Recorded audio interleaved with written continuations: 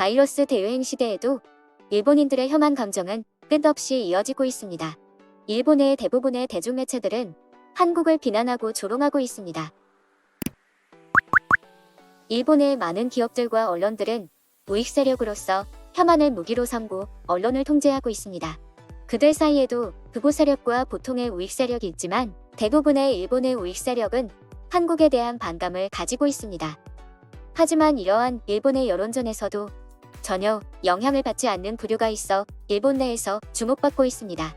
바로 일본의 여고생으로 대표되는 젊은 여성이 그 부류인데요. 일본의 젊은 여성들도 한국과 마찬가지로 문화 트렌드 변화에 민감하고 감성적인 부류입니다. 그래서 한류붐의 시대적 상황과 맞물려 일본의 여고생들 사이에서 한류는 하나의 문화로 자리 잡히게 된 것인데요. 여러분들도 아시다시피 한류는 지금으로부터 17년 전인 겨울연가로부터 시작됐습니다. 겨울연가는 2003년부터 2012년까지 10년 가까이 중앙방송과 지방방송, 그리고 위성방송 할 것 없이 재방송에, 재방송에 재탕에, 3탕에, 사골까지 뽑아내서 방송하였습니다. 얼마나 많이 봤냐면 일본 국민의 38%가 겨울연가를 봤다는 통계도 있을 정도입니다. 당시 일본의 인구가 1억 2,780만 명 중 38%면 4,850만 명이 봤다는 것입니다.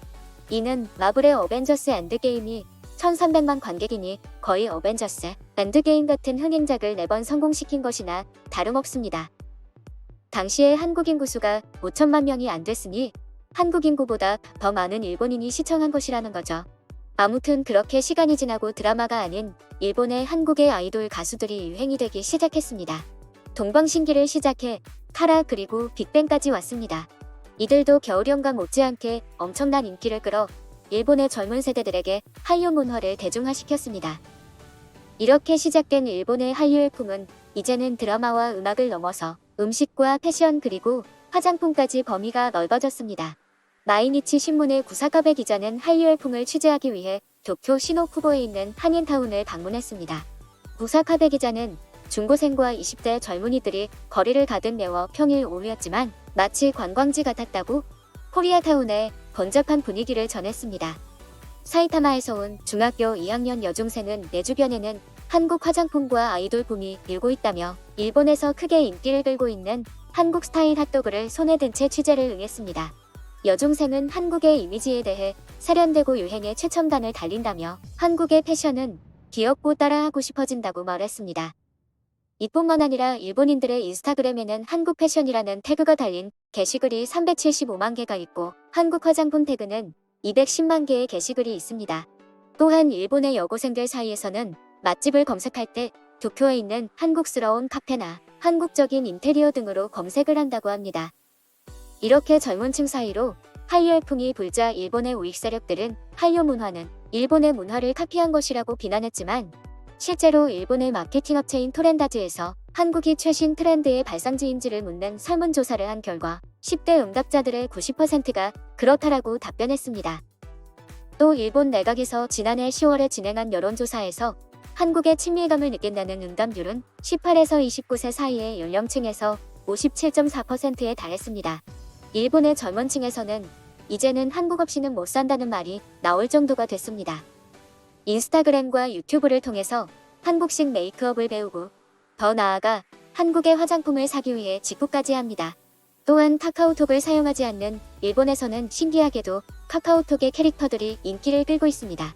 이뿐만 아니라 일본의 여고생들은 아이돌 가수에게 팬레터를 쓰기 위해 한글을 배우고 한글의 문자 형태가 귀엽다고 말하고 있습니다. 정치적으로는 일본과 한국은 극과 극에 치닫고 있지만 한류 문화는 정치적인 이념과는 다르게 겨울연가를 시작으로 2021년 지금까지도 꾸준히 성장해온 것입니다. 마지막으로 일본인들의 한류 반응을 살펴보겠습니다. 현재 일본에서 최고 인기 드라마 스위트홈의 반응을 살펴보면 1화만 보고 방치해두었다가 2화 때부터 엄청 재밌어서 빠져들었다. 결국 무서운 것은 인간이다. 죽기를 바라지 않는 캐릭터들이 줄줄이 죽는다는 게 슬프다. 그리고 여성 등장인물의 피부가 너무 좋아서 역시 한국이구나 싶었다. CG가 너무 대단해. 드라마라고 생각되지 않는 영화 레벨이야. 오랜만에 단숨에 볼 수 있는 드라마였습니다. 한국 드라마는 코믹과 진지함의 밸런스가 좋죠. 너무 재밌다. 부산행을 보고 한국의 괴물 영화를 계속 기다렸는데 드라마로 보는 것도 너무 좋다. 일본의 드라마는 이제는 한국의 드라마를 아예 따라가지 못하는 것 같다. 한국의 드라마가 너무 수준 높은 CG를 사용해서 엄마가 보던 한국의 사극부터 시작해서 나는 수십 개의 한국 드라마를 챙겨봤다. 한국의 드라마는 날로 발전하는 것이 보인다. 한국의 배우들은 너무나 예쁘고 잘생겼다. 이와 같이 혐한과는 정반대로 한국의 문화에 흠뻑 젖어 헤어나오지 못하는 일본인들의 반응을 살펴봤습니다.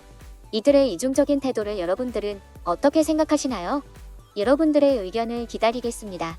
영상 봐주셔서 감사합니다.